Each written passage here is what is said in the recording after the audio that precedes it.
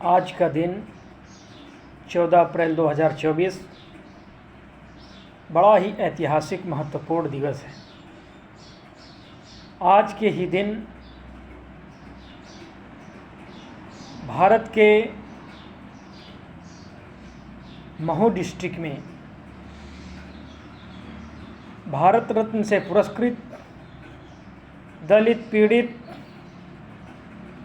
राष्ट्र नहीं विश्व के मसीहा डॉक्टर B.R. अम्बेडकर जी का जन्म हुआ था। इसलिए उनकी जन्म जयंती हमारा पूरा भारत ही नहीं बल्कि पूरा विश्व मना रहा है। B.R. अम्बेडकर केवल व्यक्ति ही नहीं बल्कि उन्हें महापुरुष या फिर कह सकते हैं भगवान के रूप में भी लोग पूजते हैं और पूजनीय हैं, क्योंकि किसी जाति धर्म मजहब की यहाँ पर सोच न लेकर यहाँ पर राष्ट्र की सोच को ध्यान में रखकर यदि उनके बारे में सोचें, उनके जीवन भरे संघर्ष को सोचें, तो आप जरूर समझेंगे कि उन्होंने जीवन में जो भी कुछ किया है अपने लिए नहीं सभी के लिए किया है। दलित हो, पीड़ित हो, प्रताड़ित हो या फिर राष्ट्र की शुद्ध स्पष्ट कोई भी नीति हो, राजनीति हो या फिर अन्य भी बहुत सारे मामले सामाजिक जो होते हैं, उन सभी में उनके विचार आज भी जो है लोग स्वीकार करते हैं, क्योंकि उन्होंने जो काम किया है वो ऐतिहासिक काम आज पूरा विश्व उसको मान रहा है, अपना रहा है। उनके विचारों को इग्नोर नहीं किया जा सकता है। उनके भावनाओं को जिस प्रकार लोग सम्मान देते हैं, उन भावनाओं में एक भी प्रकार की कटुता नहीं झलकती, एक भी प्रकार की कोई कमी नहीं दिखती। अब जिस इंसान में कोई कमी न दिखे, उस इंसान की लोकप्रियता इतनी ज़्यादा हो जाती है जिसे ही महापुरुष ही नहीं भगवान भी कहा जा सकता है। भारत रत्न से पुरस्कृत डॉक्टर B.R. अम्बेडकर की जयंती में जिस प्रकार हर्ष एवं उल्लास के साथ लोग उनकी जयंती मना रहे हैं, लेकिन जयंती मनाने का मतलब ये नहीं है कि आप उनका कार्यक्रम ही सिर्फ करें जयंती का और जुलूस निकालें, इतना ही नहीं। उनके विचारों को अपनाने का काम करें। उन्होंने 3 मूल मंत्र दिए थे: शिक्षित बनो, संघर्ष करो, संगठित बनो। इन 3 मूल मंत्रों पर चलने का प्रयास करना चाहिए। शिक्षा वह शेरनी का दूध है जो जितना पिएगा उतना ही दहाड़ेगा। इसलिए शिक्षा प्रत्येक व्यक्ति के लिए बहुत ही ज़रूरी है, कंपलसरी है, क्योंकि धार्मिक प्रवृत्ति की जो भावना है उस भावना में बहुत सारी अशुद्धियाँ हैं जिनके बारे में अगर कोई कह दे, गोबर का हलवा खिला दे, तो लोग उसको लड्डू ही मानते हैं। तो ये भावना, शिक्षा ही हमें बताएगी कि गोबर का लड्डू खाना चाहिए कि नहीं। लेकिन अगर धर्म वाले कह दें कि गौ मूत्र पियो,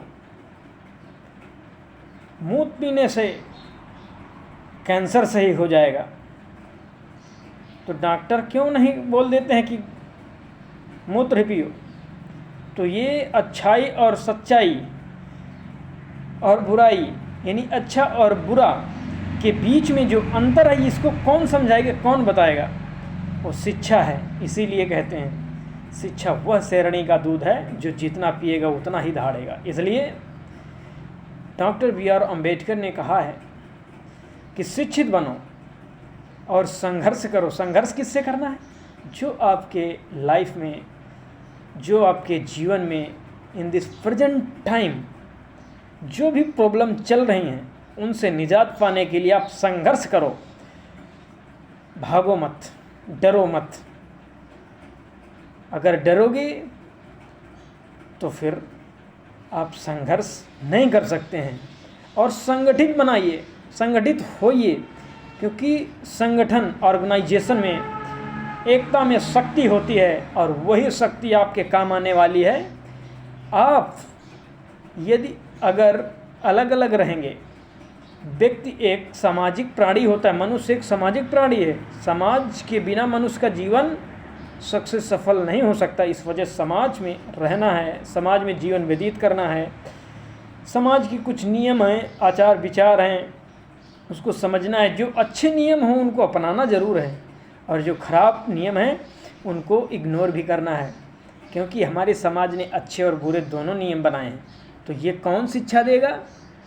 ये कैसे पता चलेगा? जब शिक्षित बनेंगे। तो डॉक्टर बी.आर. अम्बेडकर की जो 3 मूल मंत्र हैं, ये बहुत ही उपयोगी हैं। यदि आप एक होंगे, एकता होंगे, एकता आप में होगी, तो यही एकता की शक्ति जो है आपको, आपकी मंजिल, आपको उस ऊंचाई तक पहुंचा देगी जिस ऊंचाई के लिए आप अपने लक्ष्य को बिल्कुल स्ट्रेट, सीधा लक्ष्य ही दिखे, उसी को माने, उसी को प्राप्त करने के लिए मेहनत करें, तो आप ज़रूर सक्सेस और सफल होंगे। तो आज 14 अप्रैल 2024 का दिन ऐतिहासिक दिन है। अब देखिए, मैं राजस्थान की अगर बात करूं, तो राजस्थान में बहुत सारे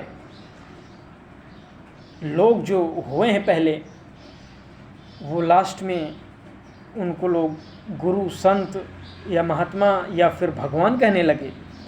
तो उनकी लोकप्रियता लगभग काफ़ी क्षेत्र तक रही है। इस वजह से उनको भगवान मानने लगे, क्योंकि उनके कुछ चमत्कार रहे। तो डॉक्टर बी.आर. अम्बेडकर का भी चमत्कार रहा है, और उस चमत्कार का वर्णन यदि करें तो अनलिमिटेड है, उतना हम बोल नहीं सकते जितनी उनकी अच्छाइयाँ हैं।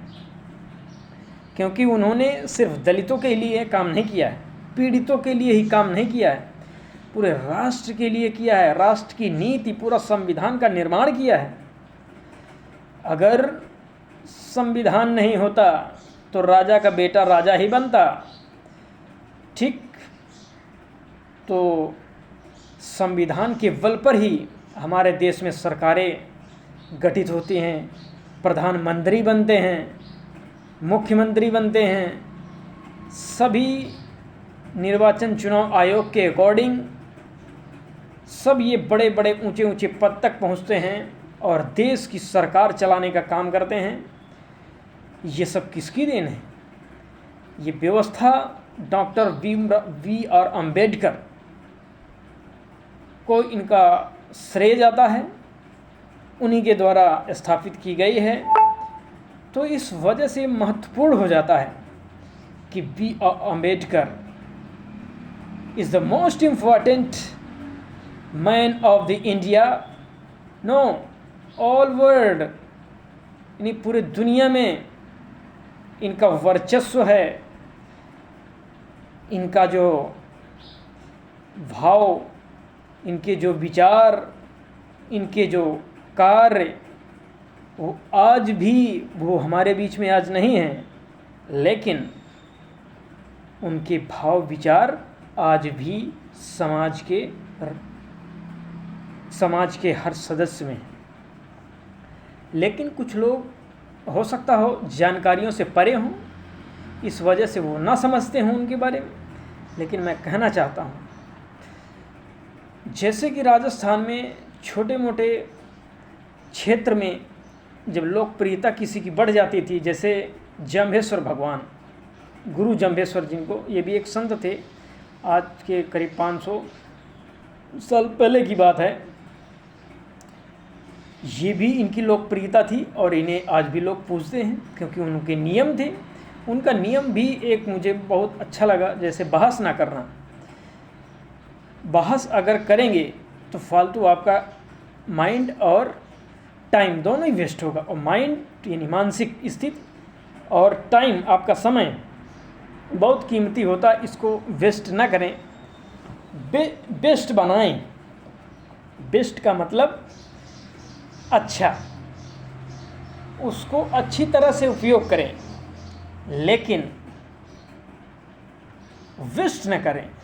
अगर फालतू को टाइम वेस्ट कर रहे हैं तो आपको जो है एडवांटेज नहीं डिसएडवांटेज होगी, ठीक, आपको दिक्कत होगी, प्रॉब्लम होगी, समस्या होगी। इस वजह से यहाँ पर अन्य देवताओं को देखें, देवियों को देखें, करड़ी माता जी देशनोक, तेजा जी खरनाल, पाबूराम जी नहीं पाबू जी, हड़बू जी, तल्लीनाथ जी, मल्लीनाथ जी, और ऐसे तमाम, गोगा जी, ठीक, बहुत सारे यहाँ के जो है लोकप्रिय देवता रहे। उनके कारनामों के अनुसार यहाँ के लोग उनकी आज भी पूजा करते हैं।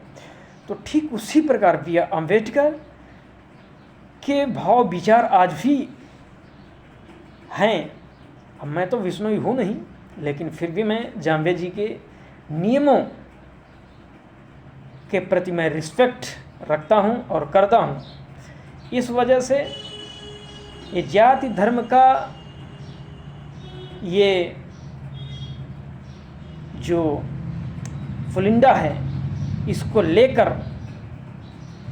आप अपने दिमाग से ये सब चीज़ें निकाल दें। जाति धर्म के नाम पर नहीं, भाव विचार सत्य सच्चाई के आधार पर चलें, तो मुझे लगता है कि बी आर अम्बेडकर को मानने वाले, उनकी विचारधारा को मानने वाले लोगों की संख्या अनलिमिटेड, अपार होगी।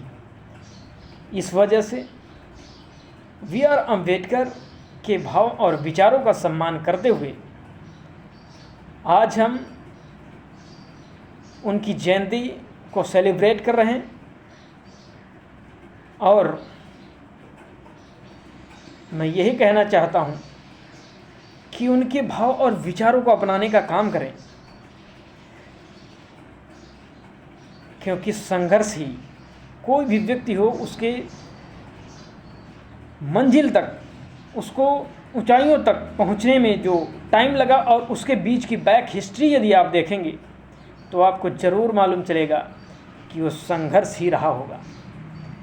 कोई व्यक्ति एकदम से ऐसे ही नहीं ऊपर पहुंच जाता है, लेकिन हाँ, यदि अंबानी का बेटा पैदा हुआ है तो वो जन्म से ही अरबपति खरबपति हुआ है।